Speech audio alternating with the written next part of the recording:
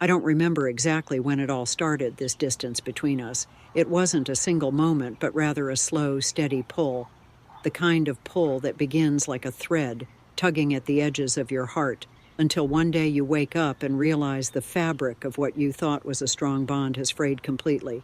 But I remember her face, the one that stared back at me in those rare moments when we'd catch each other's eyes, before the walls of silence would rise again.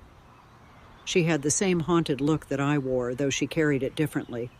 My sister, Claire, had always been the strong one. At least, that's how I saw her. Strong, steady, able to bear the weight of our mother's unpredictable moods, her narcissism, her need to control. She had always been the one to soothe, to placate, to shoulder the fallout. And I was the one who retreated. I was the one who couldn't bear the intensity, the constant hum of emotional manipulation that seemed to pulse through our house, through every conversation, through every moment. Claire never had the luxury of retreating. She was the golden child, the one our mother deemed worthy of affection when it suited her. I was the opposite. I was the one who couldn't quite fit the mold of what our mother needed me to be. I was too loud, too emotional, too demanding. And so I became the scapegoat.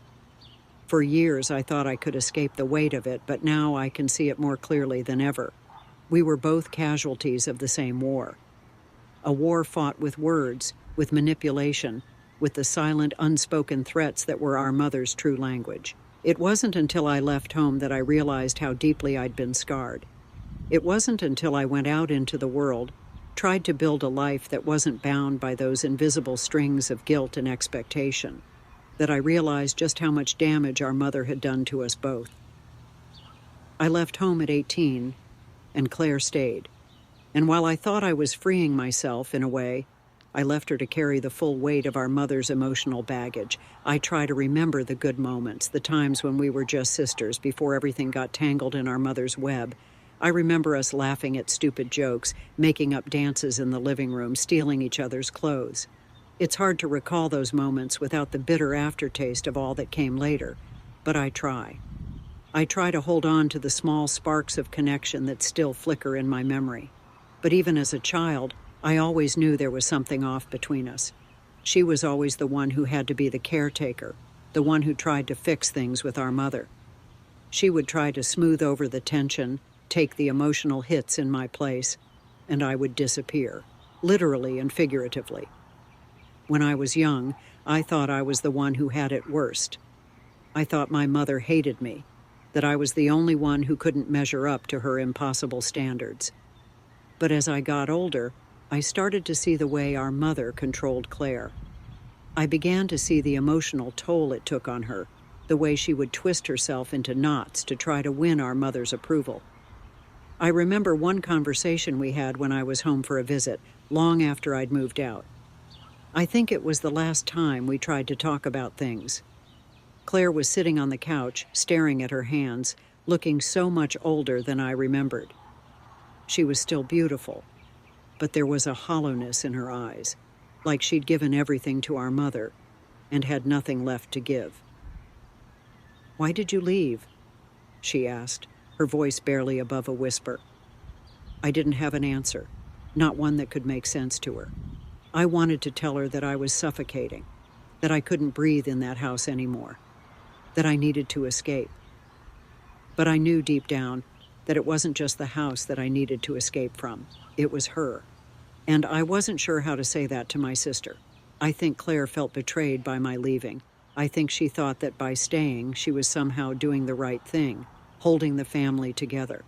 But the truth is, there was no family left to hold. The house we grew up in wasn't a home. It was a battleground. And our mother was the enemy who never stopped fighting, never stopped making sure we were divided, that we were fighting against each other instead of standing together. When I left, I never realized how much weight she was carrying on her own. Our mother had a way of making everyone feel like they were alone, like they were the only ones who could fix things. She played us off each other, made us feel like we were responsible for the other's pain. I thought I was escaping, but I was just running away from the truth, that my sister had been alone in the trenches, that she had been fighting her own war with our mother while I was off trying to create a life that was free from all of that. And yet even now, after all the years of silence, I can't seem to reach out. It's not because I don't want to, but because I don't know how. The years between us feel like a chasm, and I wonder if we'll ever be able to cross it. Every so often, I hear from someone who knows her, someone who says she's doing okay, that she's found a way to cope, to live without our mother's suffocating grip. But I wonder, deep down, if she's really okay, if she's truly free. I don't know what her life looks like now, and part of me is afraid to ask. Part of me is afraid of what I'll find. I think a part of me still holds on to the hope that we can heal, that one day we'll sit down and talk about everything, about how we were raised, about the things our mother did to us, to both of us. Maybe, if we say it out loud, the weight of it will lift. Maybe, if we acknowledge the pain together, it will stop ruling our lives. But that's the thing about wounds. They don't heal just because you want them to.